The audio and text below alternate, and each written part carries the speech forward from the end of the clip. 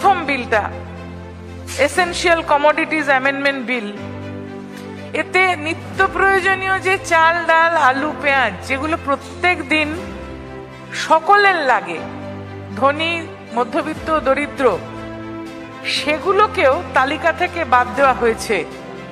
অর্থাৎ মজুতদারের হাতকে শক্ত করা হয়েছে। এবং এটা করার সাথে সাথে যেটা হলো যে কৃষকের 10 টাকা 12 টাকা কিলো আলু হঠাৎ করে বাজার থেকে উধাও হয়ে গিয়ে সেটা ক্রেতার কাছে 80 টাকা কিলো প্রতি দামে উপস্থিত হলো। তাতে করে কিন্তু কনজিউমার অর্থাৎ জনসাধারণের খুব অসুবিধে হয়েছিল। এই ধরনের যে জনবিরোধী বিল কোনো কেন্দ্রীয় সরকার আনতে পারে, এটা আমরা ভাবতেও পারি না। কেন্দ্রীয় সরকারের কিন্তু অনেক কৃষকের সাথে কাজ করার আছে এবং সেগুলো কিন্তু স্বামীনাথন কমিটির রিপোর্ট ধরলেই বোঝা যাবে যে বিভিন্ন দিক চিন্তা করে কিভাবে নির্দেশিকা দেওয়া ছিল, কিন্তু সেগুলো সম্পূর্ণভাবে এড়িয়ে যাওয়া হয়েছে। মিনিমাম সাপোর্ট প্রাইসের কথা, অর্থাৎ একটা কৃষক ফসল উৎপাদন করতে গেলে প্রথম কথা বীজ, তারপরে সার, তারপরে কীটনাশক, তারপরে সেচ, এগুলো প্রত্যক্ষ খরচা। যে মানুষ কাজ করছেন লেবার, তাতে করে কিন্তু অনেক কৃষি পরিবারের ফ্যামিলি লেবার বলে একটা কথা আছে, বাড়ির সবাই কাজ করেন। কারুর কারুর জমির একটা লিজ থাকে, জমির উপরে ঋণ থাকে, এই সব ধরে কিন্তু স্বামীনাথন কমিটির ডিরেকশনটা ছিল, কিন্তু সেগুলো মাথায় না রেখে এই বিল করা হয়েছে। আরো অনেক বিষয় আছে, ধরুন ইউরিয়ার প্রোডাকশন, সয়েল কোয়ালিটি বা বীজের কোয়ালিটি, জেনেটিক্যালি মডিফাইড বিল, যে বীজ পুঁজিপতিরা চালাতে চেষ্টা করছে বারে বারে, সেগুলো নিয়ে সিদ্ধান্ত। এই ধরনের অনেক গম্ভীর আলোচনা আমরা আশা করি সরকারের কাছ থেকে, কিন্তু তাদের কাছে আশা করাটাই হয়তো বৃথা। কেননা যখন কৃষি বিলগুলো অধ্যাদেশ হিসেবে আসে, একটা বদভ্যাস হয়ে গেছে এই কেন্দ্রীয় সরকারের অধ্যাদেশ নেওয়া, সংসদীয় রীতিনীতিকে উপেক্ষা করে সাংসদদেরকে এড়িয়ে, হয়তো দিন 15-র মধ্যে সংসদ একটা অধিবেশন শুরু হবে, কিন্তু তার আগে একটা অধ্যাদেশ, এই যে অর্ডিন্যান্স পাস করা, এটা কিন্তু অগণতান্ত্রিক। এই সরকার অগণতান্ত্রিক সরকার, এই সরকার কৃষি বিরোধী সরকার, এই সরকার জনবিরোধী সরকার, এই কেন্দ্রীয় সরকার। সুতরাং এই সরকারের কাছে আমরা এই ধরনের আশা করতেই পারি। দ্বিতীয় যে আইনটি, প্রায় সেই নীল চাষের সঙ্গে তুলনা করা যায়, যে গায়ের জোরে কৃষককে বাধ্য করা হচ্ছে যে বৃহৎ পুঁজির সঙ্গে একটা আঁতাত করে তুলতে, অর্থাৎ বৃহৎ পুঁজিপতির স্বার্থে কাজ করছে এই সরকার, যেটাকে আমরা বিরোধিতা করছি। না হলে বিল আসার আগেই কিছু কিছু পুঁজিপতির কি করে বড় বড় ওয়্যারহাউস তৈরি হয়ে গেল, এবং টোটালি যে এগ্রিকালচার প্রডিউস মার্কেটিং সিস্টেমটা আমাদের রাজ্যে রাজ্যে ছিল, সেটাকে বাইপাস করে, অর্থাৎ স্টেট গভর্নমেন্টের মনিটরিংটাকে টোটালি বাইপাস করে এই পুঁজিপতিরা কিন্তু সরাসরি কিনতে পারবে কৃষকের কাছে। কিন্তু যদি অতিবৃষ্টি, অনাবৃষ্টি বা যে কোনো কারণে ফসল ভালো না হয়, তারা বাধ্য থাকবে না কেনার জন্য, তখন কিন্তু কৃষক মার খাবে, কৃষক পরিবার মার খাবে। আবার বলছে আমরা তো বলেছি যে কোর্টে যেতে পারে। কৃষক পরিবার, যার জন্য আমাদের রাজ্য সরকার তাদের বাড়ি অবধি রাস্তার ব্যবস্থা করছেন,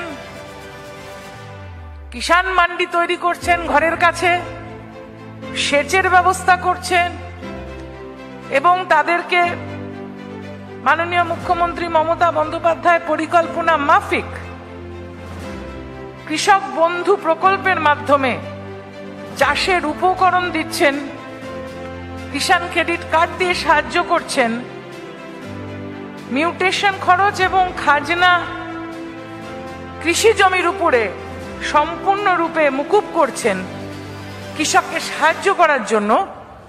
কেননা কৃষক কিন্তু প্রান্তিক কৃষক, বিশেষ করে ছোট কৃষকরা তাদের গণ্ডির মধ্যে থাকেন।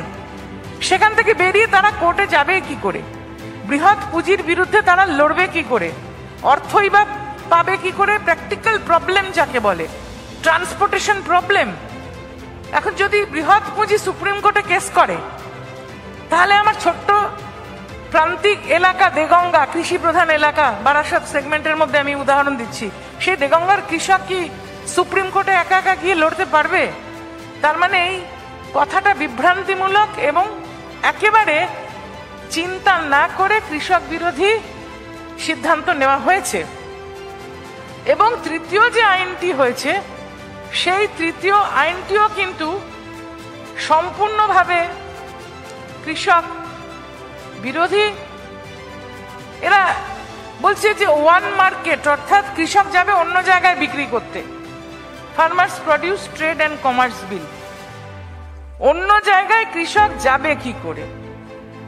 আমাদের দেশে বেশিরভাগই কিন্তু ক্ষুদ্র চাষি, ছোট চাষি, বিশেষ করে পশ্চিম বাংলায় কিন্তু আমাদের ওই এক একটা কৃষকের কাছে, এক একটা কৃষক পরিবারের কাছে কিন্তু ওই 3 একরের কম, 1 হেক্টরের কম জমি আছে।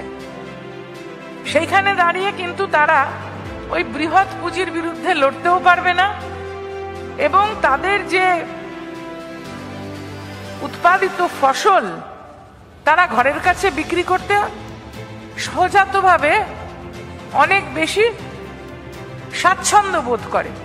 তাকে যদি বলা হয় যে আপনি ওয়ান মার্কেট, মানে এটার চাহিদা আছে কর্ণাটকে, আপনি চলে যান, তাহলে সে জিনিসটা নিয়ে যাবে কি করে? এগুলো তো প্র্যাকটিক্যাল প্রবলেম। এগুলো বোঝা যায় যে যারা কেন্দ্রীয় সরকারে আছেন এবং এই আইনগুলো লিখছেন বা গায়ের জোরে অধ্যাদেশের মাধ্যমে পাশ করাচ্ছেন, তারা দেশের মানুষের সম্বন্ধে কিছুই জানেন না, অনভিজ্ঞ।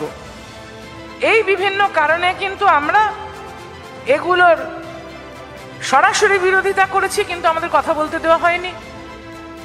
পার্লামেন্টে যখন সেপ্টেম্বর মাসে আনা হলো, তখনও গায়ের জোরে রাজ্যসভার থেকে বিভিন্ন সম্মানীয় সাংসদদেরকে বার করে দেওয়া হলো, লোকসভায় বলতে দেওয়া হলো না।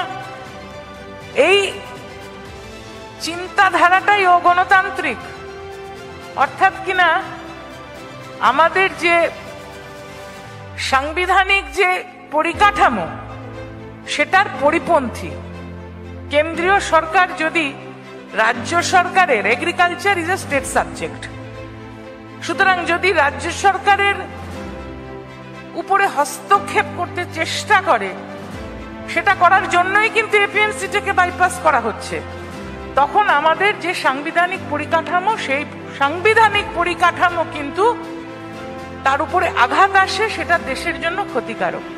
তাই আমরা এগুলোর বিরোধিতা করছি। কিন্তু অন্যদিকে যদি আপনারা দেখেন যে পশ্চিম বাংলাতে যেভাবে মমতা বন্দ্যোপাধ্যায় সরকার আজকে কৃষকের পাশে দাঁড়িয়েছেন, আজকে 18 থেকে 60 বছর অবধি কোনো কৃষকের মৃত্যু ঘটলে সরাসরি তার পরিবার একটা সাহায্য পাচ্ছে, সহযোগিতা পাচ্ছে, আর্থিক সহযোগিতা পাচ্ছে। প্রান্তিক কৃষক, ক্ষেতমজুর, তাদের পাশে মমতা বন্দ্যোপাধ্যায় সরকার সর্বতোভাবে রয়েছেন। সেচের ব্যবস্থা হয়েছে এবং বাংলার যে শস্য বীমা, তার মাধ্যমে তারা ক্ষতিপূরণ সরাসরি চেকের মাধ্যমে পাচ্ছেন। ফসল উৎপাদন করতে গেলে, উৎপাদনের হার বৃদ্ধি করতে গেলে যে বৈজ্ঞানিক উপায়ে চিন্তাধারা করা উচিত, পশ্চিমবঙ্গ সরকার সেইভাবে কৃষকের চাহিদা এবং ক্রেতার চাহিদা মাথায় রেখে কিন্তু কৃষককে সহযোগিতা করছেন, যাতে করে কৃষকও ন্যায্য মূল্য পায় আর যিনি ক্রেতা বাজারে তার উপরেও খুব বেশি চাপ না পড়ে। এর জন্য চিন্তাশীল রাজনৈতিক ব্যক্তিত্বের অভাব আছে কেন্দ্রীয় সরকারে, এটা বোঝা যায়। এবং তারা আলোচনা না করে গায়ের জোরে ঠিক যা নিজেদের মনে হয় সেটাই পাশ করাচ্ছেন, কেননা তাদের বোধহয় দায়বদ্ধতা ভারতবাসী, ভারতের কৃষকের থেকেও বেশি কিছু কতিপয় পুঁজিপতির ওপরে আছে। সেই পুঁজিপতিরাই হয়তোবা এই আইনগুলো তৈরি করে দিয়েছেন তাদের নিজেদের স্বার্থে, মানুষের স্বার্থে এই আইন নয়। পশ্চিমবাংলায় বিগত 9 বছরে কৃষকের কিন্তু আয় প্রায় 3 গুণ হয়েছে। যখন মমতা বন্দ্যোপাধ্যায় ক্ষমতায় এসেছিলেন, বার্ষিক আয় যেটা ছিল 90,000 টাকা, সেটা ইতিমধ্যেই হয়ে গেছে 2,97,000 টাকা। সুতরাং মমতা বন্দ্যোপাধ্যায় যেভাবে কৃষকের পাশে থেকে করছেন, ঠিক তার উল্টো মেরুতে দেখা যাচ্ছে যে ভারতের সরকার, কৃষক বিরোধী সরকার, তাদের বিরুদ্ধে টানা প্রায় 2 মাস ধরে কৃষকরা আন্দোলন করছেন। প্রায় 60 জন মারা গেছেন এবং সুপ্রিম কোর্টও বলছে আলোচনা করুন। কিন্তু এই ধরনের গায়ের জোরে চাপিয়ে দেওয়ার যে নীতি, আমরা সেই নীতির বিরোধিতা করছি এবং এই কৃষি বিল অবিলম্বে প্রত্যাহারের দাবি জানাচ্ছি। सवाल अच्छा है, आप भी औरत हो, मैं भी औरत हूँ, मेरे नेत्री भी, जुझारू नेत्री भी औरत है, औरत का ख्याल रखती है और किसी को मुद्देनजर रखते हुए नहीं बनाया गया। ये इसीलिए बनाया गया कि हमारे जो स्वास्थ्य व्यवस्था सबके पास पहुंच जाए। आपने शायद देखा भी नहीं कि जो बीमार भर्ती है उसके पास जाके भी काट दिया गया। और पश्चिम बंगाल में अभी मेडिकल कॉलेज, सीट्स, बेड सब कुछ बढ़ा। ममता बनर्जी ने सब कुछ बढ़ाया। क्यों? स्वस्थ रहे तब ना लड़ाई करेंगे, जूझेंगे जिंदगी के साथ। और महिला के सम्मान हम समझते हैं सबसे बेहतर होना चाहिए, वो हुआ भी है बंगाल में, सबसे अच्छा है बंगाल में। तो काम करते करते अगर कुछ ऐसा आ जाए आपके सामने कि लगता है इनको टारगेट किया, ये बात गलत है। महिला वैसे ही ममता बनर्जी के साथ थे, आगे भी रहेंगे, क्योंकि ममता बनर्जी उनके लिए सिर्फ स्वास्थ्य साथी तो की, उसके साथ साथ जो दूसरा आप जानते हैं वो रूपोश्री है, कन्याश्री है। और आपको जो लोकल बॉडीज का चुनाव में इनके लिए सीट अलग रखना, कोई दबाव नहीं डाला। फिर भी लोकसभा चुनाव में उन्होंने 40% महिलाओं के लिए सीट छोड़ दिया। उसमें से हम करीबन 35% जीत कर आए हैं लोकसभा में, और दूसरे कोई भारत में पार्टी नहीं है जो इतना महिला चुन कर गए। तो महिला के लिए वो काम करती है, सबके लिए काम करती है। यहाँ अलग अलग तरीका से काम नहीं होता, सबके लिए होता है। आप आगे अगर बढ़ना चाहते हैं तो समाज में जितने भी लोग हैं सबको साथ लेकर जाना चाहिए। महिला भी समाज के एक बड़ा हिस्सेदार है, आधी आबादी है, इसीलिए इनके लिए ये काम करती है। वो लोग भी हमारे साथी रहेंगे। হ্যাঁ দেখুন, কুকথা বলা, মিথ্যা কথা বলাটা এদের একটা বদভ্যাস, এবং পৃথিবীর শ্রেষ্ঠ মিথ্যাবাদী পশ্চিমবাংলায় এসে বসে আছে, আমি আগের দিন বলেছিলাম। সুতরাং মিথ্যা কথা বলাটাও তাদের বদভ্যাস। আর ছবি তো ওনারা তোলেন, লোকের বাড়িতে শালপাতায় হোটেল থেকে খাবার নিয়ে গিয়ে খেয়ে ছবি তোলেন, সে অভ্যেস আমাদের নেই। যখনই নিপীড়িত কোনো মানুষের খবর মমতা ব্যানার্জির কাছে পৌঁছয়, আজ নয়, ওনারা মমতা ব্যানার্জিকে হয়তো হালে চিনেছেন। 40 বছর আগের থেকেই মমতা বন্দ্যোপাধ্যায় যখন খুব অল্প বয়সী একজন সংগ্রামী নেত্রী ছিলেন, সেই সময় থেকেই যখন যেখানে নিপীড়িত মানুষের খবর পেয়েছেন তিনি ছুটে গেছেন। সেই জন্য যখন হায়দ্রাবাদে কিছু হয় তখনও উনি সাংসদদের পাঠান, উত্তরপ্রদেশে হলেও পাঠান, গুজরাটে হলেও পাঠান।